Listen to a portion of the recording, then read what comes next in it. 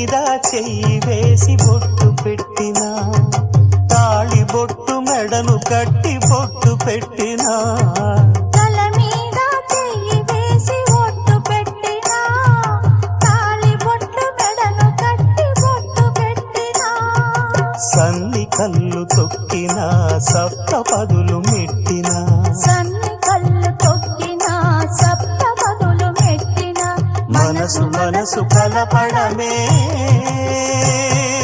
మంత్రం పరమార్థం. శ్రీరస్తు శుభమస్తు, శ్రీరస్తు శుభమస్తు. శ్రీకారం చుట్టుకుంది పెళ్లి పుస్తకం, ఇక ఆకారం దాచుతుంది కొత్త జీవితం.